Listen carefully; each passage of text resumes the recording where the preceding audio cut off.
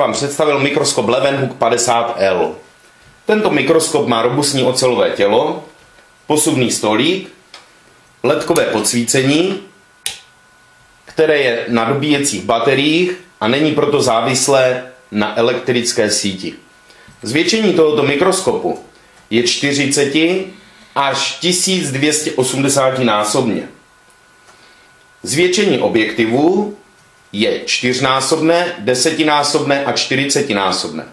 Zvětšení okulárů je 10 a 16násobné. Součástí je také Barlowova čočka, kufřík, kterým lze tento mikroskop přenášet, a součástí mikroskopu je taky velké příslušenství.